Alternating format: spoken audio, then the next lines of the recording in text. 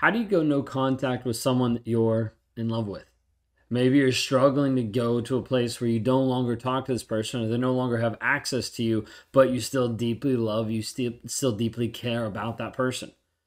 Do you feel torn between your feelings for them and you need to prioritize your own well-being and your own healing and your own journey?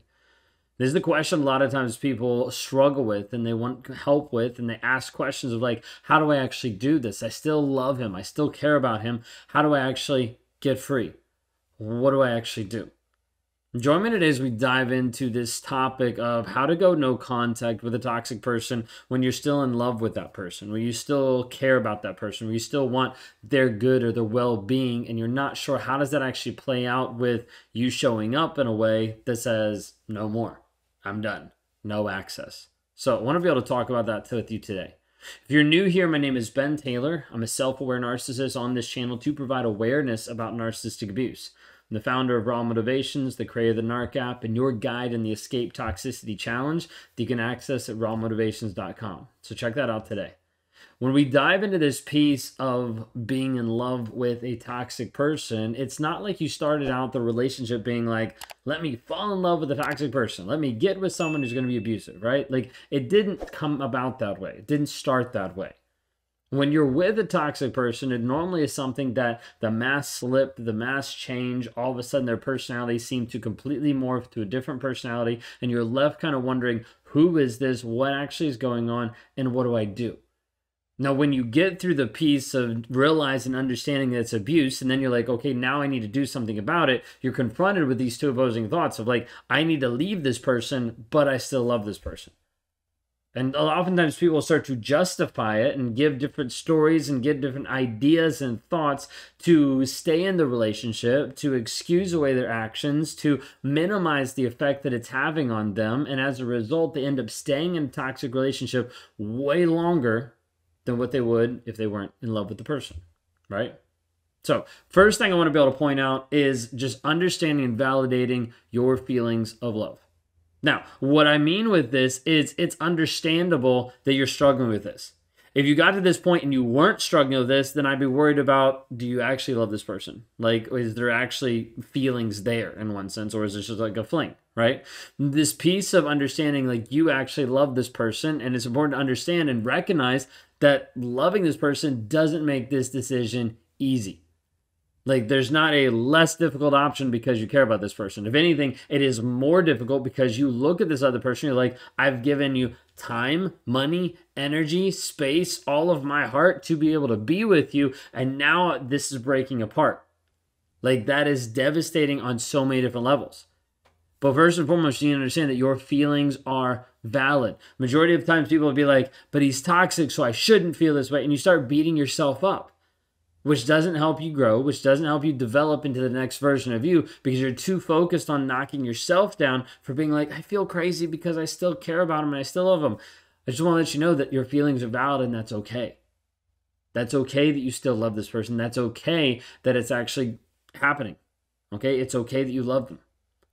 You need to allow yourself at times to acknowledge and accept you can actually sit with your emotions and love and care for another person without judgment on yourself. Without judging yourself for the internal framework of what you're saying of like, oh, I'm crazy, I'm stupid for this. Like, take a pause and just be like, hey, those are your emotions, those are your feelings. You might have this strong bond with your partner. And despite recognizing that the relationship is toxic, you love them and it makes it hard to let them go.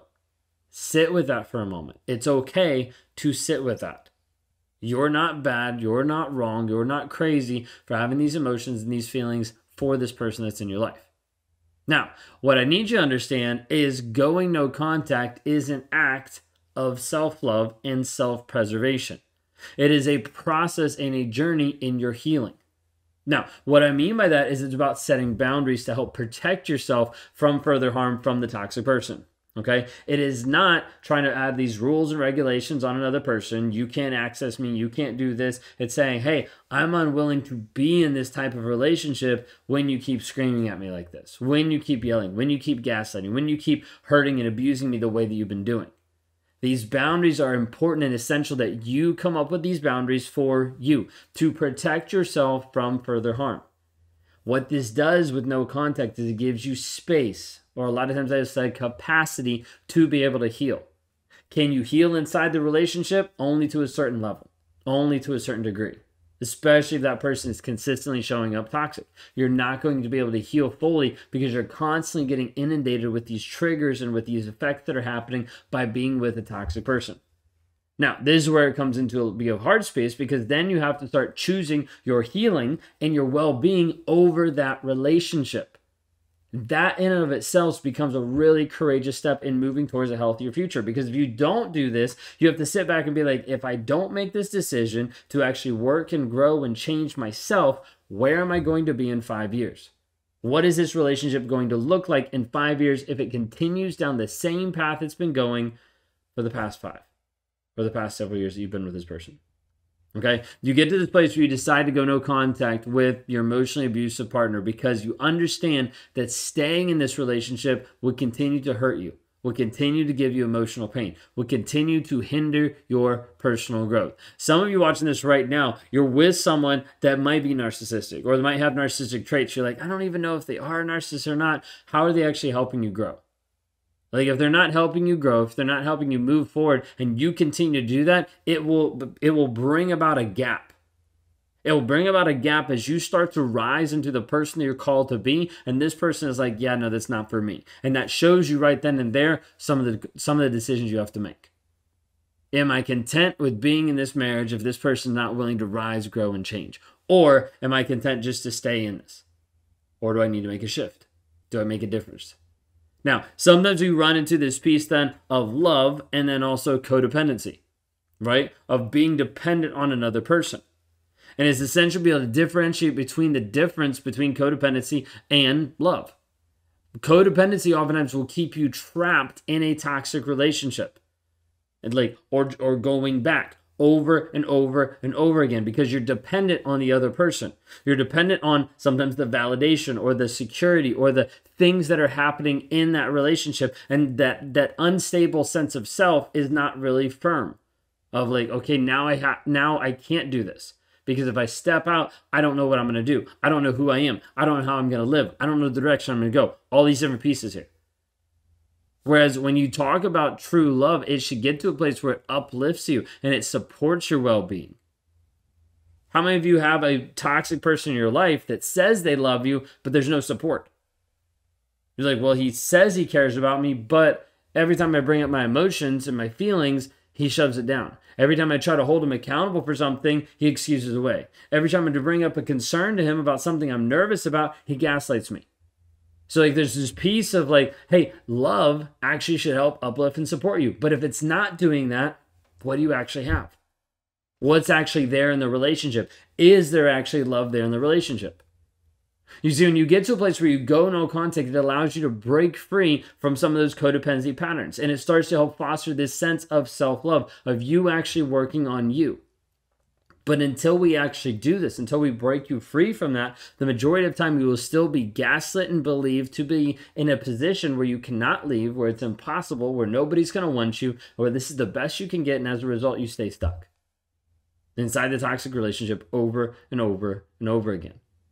Now, you might be at the place where you're like, I didn't used to be like this didn't used to be me, because when you got in the relationship over a period of time, your partner's manipulation control led to this piece of codependency in the relationship. Sometimes the push-pull, the on and off, hey, I'm leaving, hey, I'm done, now I'm back, all these different pieces. And when you start to go no contact, it allows you to work on breaking these patterns. Sometimes people are like, but what if we go no contact and he changes? I'm like, awesome, then he changes. But like, what if you don't go no contact and you stay the same? You see, we get focused so much on the other person. We get focused so much on what about if he changes? What about if this changes? What about if it gets better?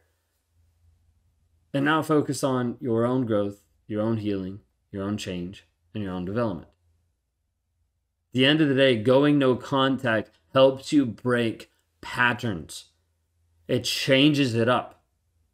The dynamic shift in your life so you can build healthy habits that are not belittled and gaslit and put down and devalued from the toxic person, but you're actually able to step into a place saying, this is who I am.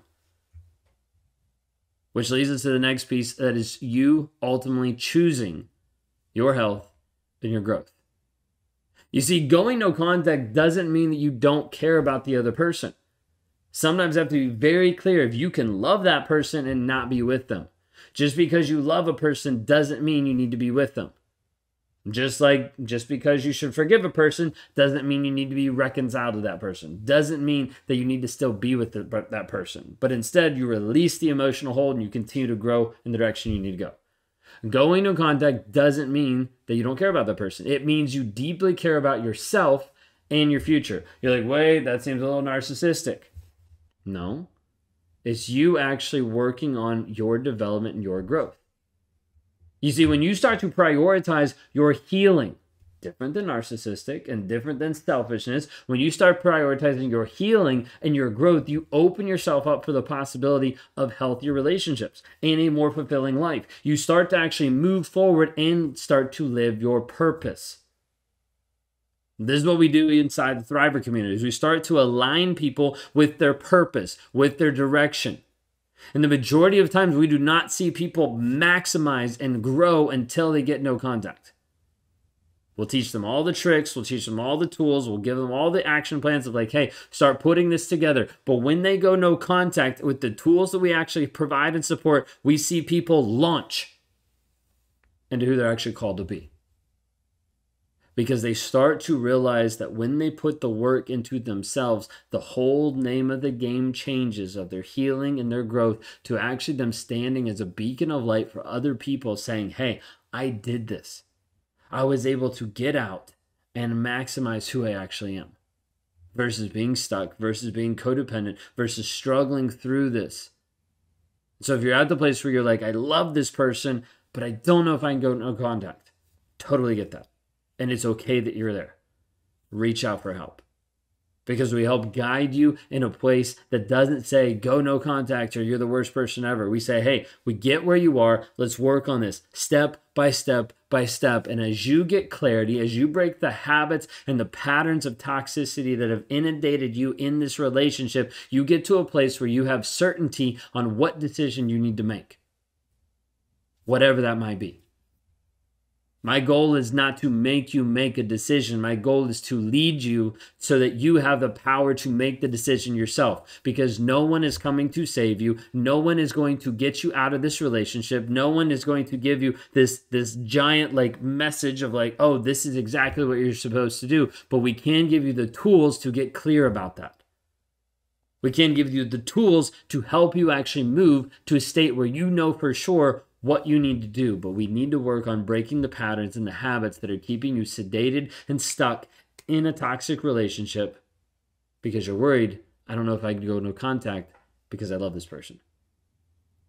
If this resonates with you, I want you to reach out. Go to rawmotivations.com. Grab a one-on-one. Say, hey, I want to know more about this. I want to know more about the plans. I want to know more about the action items that you have that can actually not just get me free, but help me to thrive and grow. We'd love to work with you. We'd love to help you. We have a community that is growing and thriving on a daily basis of helping people achieve who they want to be, unlock that version of themselves that they haven't been able to see for years because it's been limited and sedated by the toxic person in their life. If you want to talk today, go to www.rawmotivations.com. We'd love to be able to help you out. Let's move you forward in your growth, your healing, your change, and your development. Let's go.